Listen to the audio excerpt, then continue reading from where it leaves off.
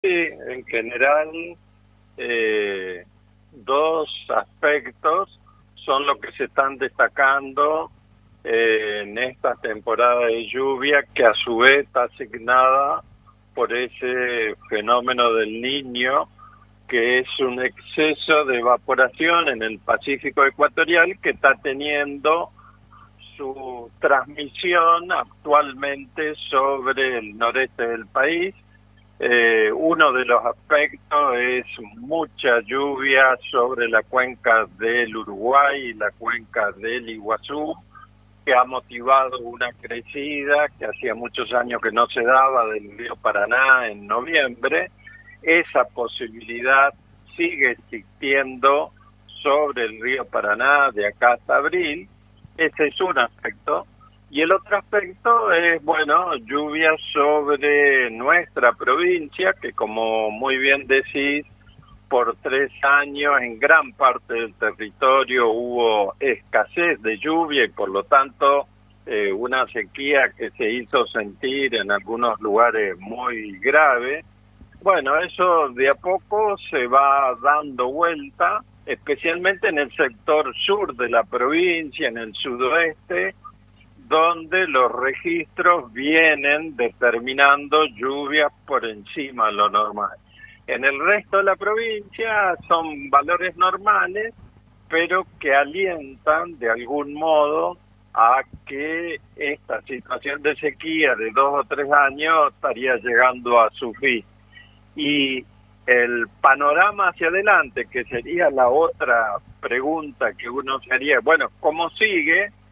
El Servicio Meteorológico Nacional está indicando, al menos hasta marzo, que las lluvias serán normales o superiores a lo normal. O sea, sigue afirmando esto que ya viene sucediendo desde noviembre en adelante. En mi opinión, hasta abril, porque abril es el fin de la temporada de lluvia, esa situación es la que se va a dar.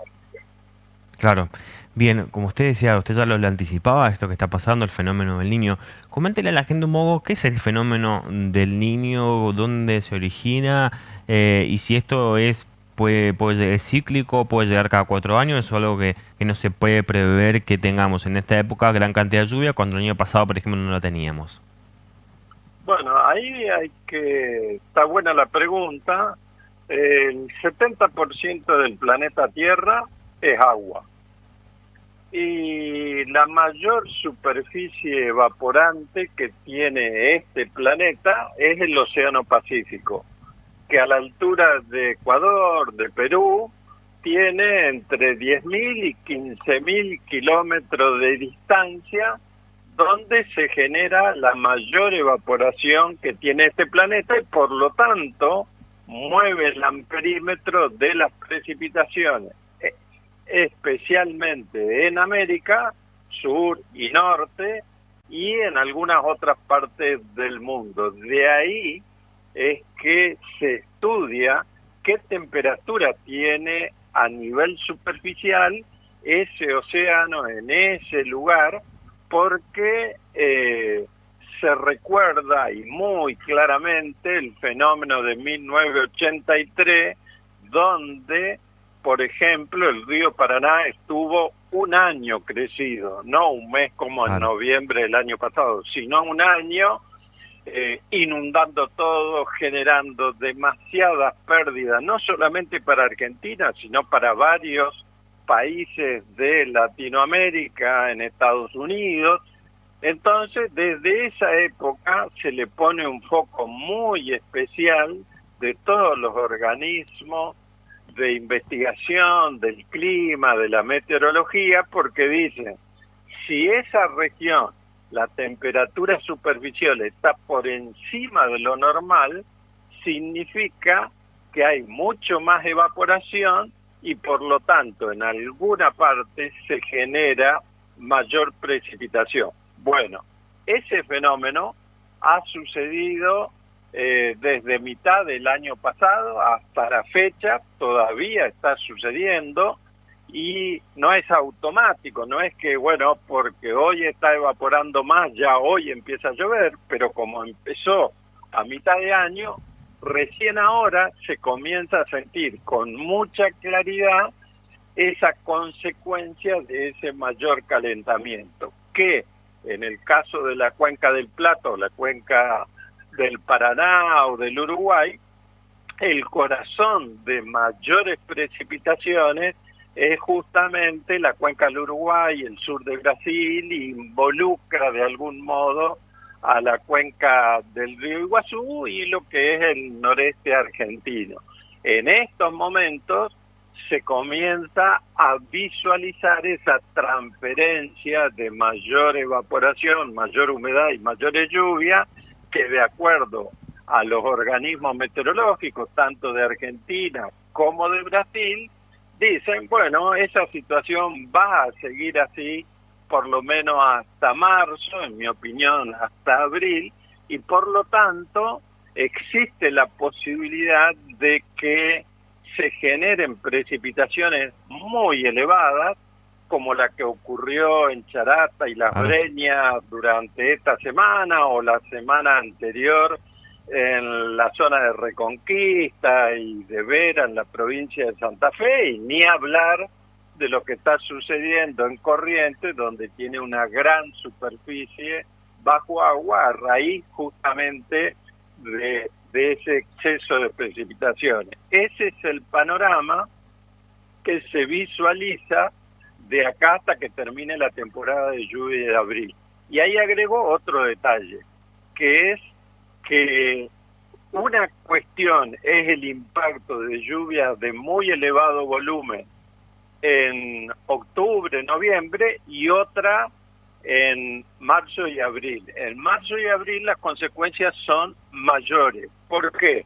Y porque todos los sistemas hídricos ya comienzan a estar muy cargados, el suelo está muy humedecido y no acepta más agua de nueva lluvia. Entonces, en el análisis de estos fenómenos, en líneas generales, si se vuelve a repetir, no es una superficie muy grande, sino que son pequeñas superficies, pero al que le toca se tapa en agua, y por lo tanto esa situación se puede dar de acá hasta abril en el noreste argentino. El tema es a quién le toca, ¿no? Espero que no a mí, sino más allá o en el campo, porque si le toca a una ciudad, como en el caso de Charata o Las Breñas, o Reconquista o Vera en Santa Fe, bueno, esos son inundaciones con mucha pérdida, ¿no? Bien, ¿cómo nos preparamos? ¿Cómo se preparan los municipios, por ejemplo? ¿Cómo se prepara el APA? ¿Cómo se preparan los productores ante la posibilidad de situaciones como que los que ya se han vivido este fin de semana, por ejemplo? Porque esto que usted nos decía ya es algo que usted y muchas personas vienen advirtiendo del fenómeno del Niño que iba a darse en este verano. Sí, ahora de algún modo, para generar medidas que amortigüen estos impactos de grandes precipitaciones, ya es tarde, ya estamos en el medio de la situación y por lo tanto hay que tratar de que el impacto sea el menor posible. Yo lo que señalo es que si ya sabíamos que esta situación del fenómeno del Niño se iba a dar en esta temporada de lluvia, bueno, teníamos un tiempo anterior donde la lluvia era escasa, estábamos en sequía. Ese es el momento de preparación, especialmente en las áreas urbanas. En las áreas rurales la cuestión es un poco más difícil porque estamos dentro de una llanura, por lo tanto ese sello de la lluvia, que es su alta variabilidad, cuando aparecen lluvias de 100 o 200 milímetros, lo que hacen es inundar toda la superficie que puede, porque el agua no tiene un río, no tiene un arroyo que la saque rápidamente. Entonces, a lo largo de la historia se han hecho algunos canales, algunos cuneteos, y de a poco se va sacando el agua. Pero en las áreas urbanas uno puede prepararse mejor. Lo que vimos en Charata o en Las Breñas, o que se repite, ya lo vimos en el 2019, bueno, lo primero que tengo que hacer es un terraplén no muy alto, de 1 metro de altura, que impida que el agua de las zonas rurales entre a las ciudades o a las localidades. Esa es la primera medida en líneas generales que uno puede implementar para que esta situación no genere demasiado daño. El otro detalle es, bueno, dentro de esa ciudad o dentro de esa localidad yo tengo que tener un sistema de desagüe medianamente mantenido, de tal modo que pueda sacar el agua razonablemente bien. Por supuesto, si llueve en 200 milímetros, uno no puede esperar que no haya sectores que se inunden, porque no hay obra para sacar 200 milímetros. Pero tampoco puedo tener las cunetas o la alcantarilla tapada. Eso es una tarea de mantenimiento que debe realizar el municipio, porque es responsabilidad municipal justamente el dar el servicio público de desagüe pluvial.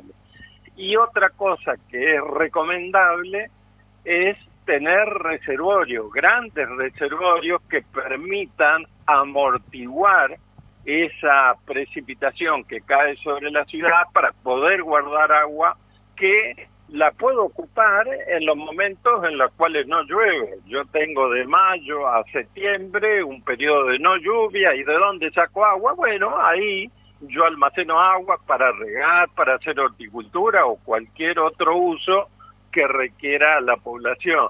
Entonces, en líneas generales, eso es un poco lo que debería hacerse. Hay más medidas, pero bueno, como una síntesis de lo que se podría hacer, viendo que las precipitaciones van a ser importantes y que pueden generar impacto en las áreas urbanas. Así es. Bien, en cuanto al río Paraná, este fin de semana veíamos particularmente el río, si bien ha subido, ha bajado en realidad un poco después de la subida, quedó como ahí entre en un intermedio de lo que nos acostumbramos a ver el río, que estaba muy bajo. ¿Ese nivel va a mantener estable o puede variar?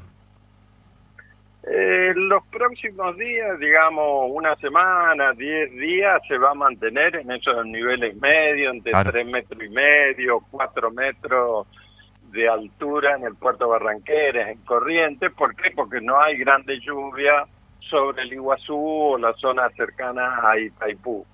De ahí en adelante hay que ver cuánto llueve. En líneas generales, me parece que la mayor amenaza sigue siendo la misma situación que sucedió en noviembre, o sea, la posibilidad de que aparezcan lluvias muy importantes sobre la cuenca del Iguazú y se genere una creciente rápida del Paraná, porque en una semana el agua desde las cataratas está acá, y esa situación se puede repetir de acá hasta abril tranquilamente. Ese me parece que es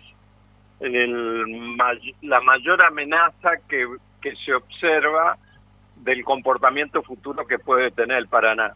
De algún modo se descarta una gran crecida del río Paraná, porque cuando aparece este fenómeno del Niño, ¿qué va a crecer el Paraná? Bueno, el Paraná en sí, que es mucho más grande que el río Iguazú, está con lluvias normales. Hasta ahora, en los últimos 3-4 meses, las lluvias han sido normales, y la perspectiva hacia adelante, Brasil dice que seguirán siendo normales. Por lo tanto, no es dable esperar una gran creciente como la de 1998 o 1983, pero sí alguna crecida de corta duración, como fue esta de noviembre, que duró 3 semanas, porque el Iguazú y el río Uruguay, pero bueno, el río Uruguay a nosotros no nos molesta, son las zonas corazón de impacto de este fenómeno del Niño. Entonces,